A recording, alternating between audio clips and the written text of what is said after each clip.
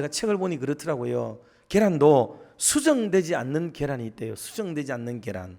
그런 계란은 계란의 모양은 가지고 있어서 먹을 수는 있겠지만 그러나 병아리를 태동할 수는 없다는 거죠. 그러니 계란도 수정이 되어야 된대요. 수정이. 그런 것처럼 인생도 마찬가지입니다. 사람도 사람의 모양으로 사람의 삶을 살아갈 수는 있지만 그 사람이 참으로 온 정신과 영혼이 하나님 앞에서 인정을 받는 사람이 되려면 그의 영혼이 주님을 만나야 되는 것입니다.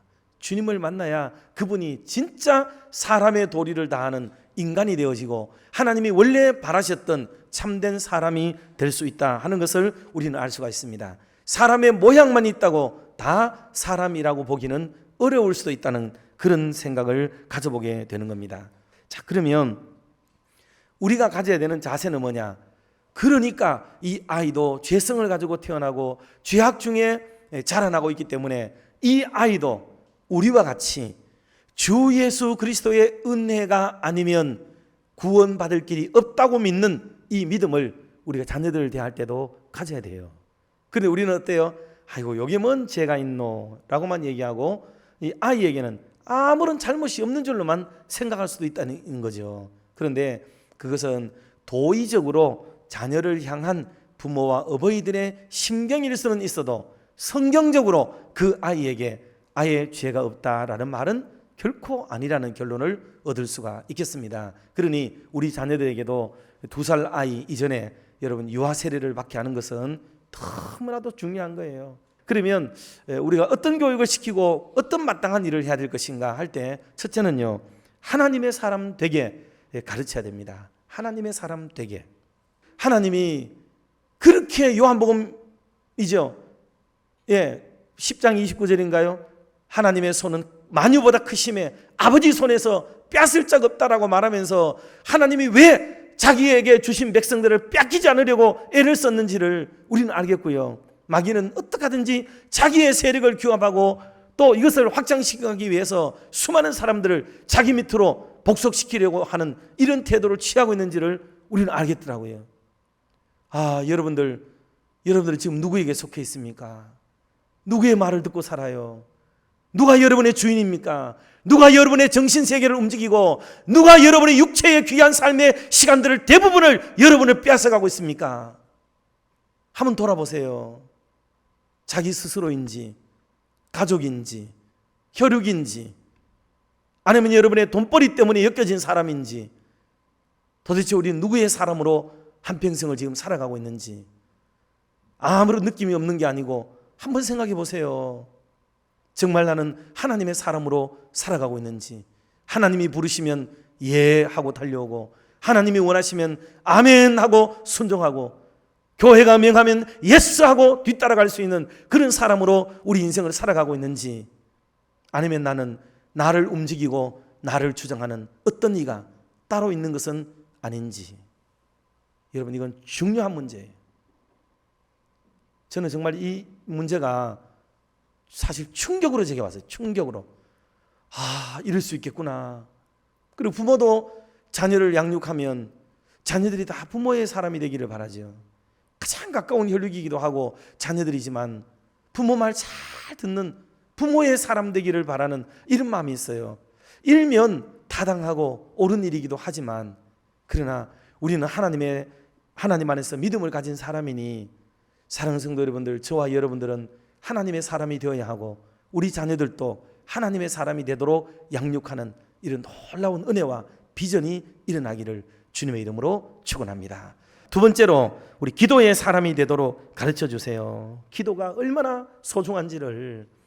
그래서 자녀들이 요청이 있을 때 엄마 아버지에게 얘기하잖아요. 그럼 부모님이 잘 들어주듯이 우리가 하나님께 기도하면 하나님이 해결해 준다는 이 단순한 믿음이지만은 이게 아이에게 철저히 몸에 배워져야 돼요. 그러면 그 아이는 멋진 기도의 사람이 되어지고 하나님이 원하는 아름다운 사람이 될 수가 있습니다. 자, 에베소서 5장 16절 18절 말씀을 같이 한번 합독하겠습니다. 그런즉 너희가 어떻게 행할지를 자세히 주의하여 지혜 없는 자 같이 하지 말고 오직 지혜 있는 자 같이 하여 세월을 아끼라. 때가 악하니라. 그러므로 어리석은 자가 되지 말고 주의 뜻이 무엇인지 이해하라. 술 취하지 말라. 이는 방탕한 것이니 오직 성령으로 충만함을 받으라. 아멘. 여러분 잊지 마세요. 어린이들도 성령 충만을 받을 수가 있습니다. 여러분 어린이들에게 성령을 심어주시고요, 성령을 받게 하시고 은혜를 끼치도록 우리 부모님들과 선생님들이 더욱 노력을 기울여 주시기를 바랍니다. 마지막 세 번째는 사랑의 사람이 되게 가르치세요. 사랑 없으면은 이 모든 것들이 쌓아졌다 할지라도 사랑이 없으면은 안 돼요. 훈계도 꾸지람도 나무람도 사랑의 바탕 위에 사는 것은 아무리 쎄도 문제가 되지 않습니다.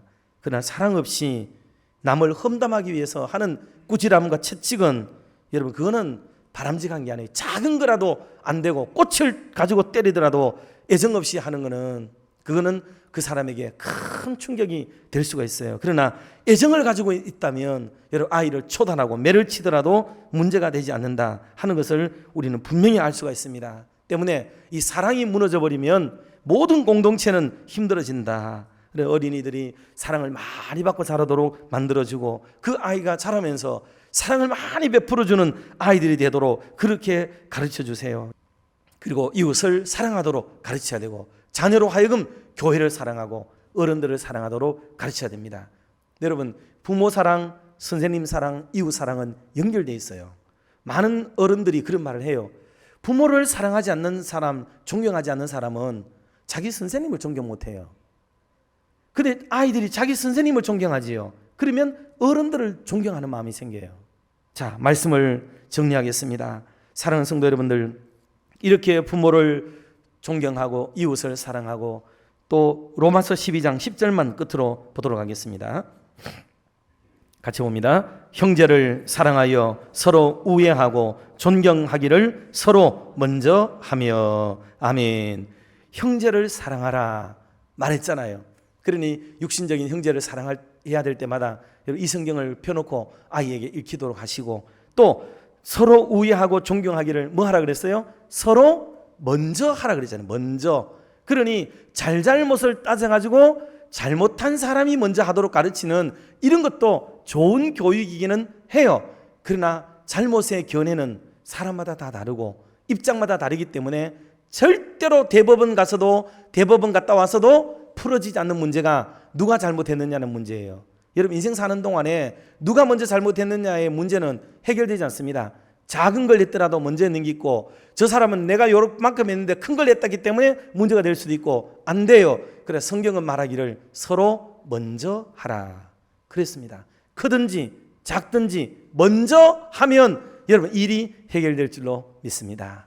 이게 성경의 가르침이에요. 그러므로 이런 아름다운 모습으로 우리 자녀들을 잘 양육해서 지금도 사실 우리 교회의 자녀들과 어린아이들의 교육과 이런 부분들 정말 칭찬 많이 하고 싶어요. 잘하고 있습니다. 정말 고맙고 감사해요. 그러나 여러분 이후로도 더 좋은 아름다운 가르침을 위해서는 오늘 말씀을 꼭 기억하고 하나님의 사람으로 그리고 사랑의 사람을 기도의 사람으로 양육하는 멋진 은혜가 가득하기를 주님의 이름으로 축원합니다.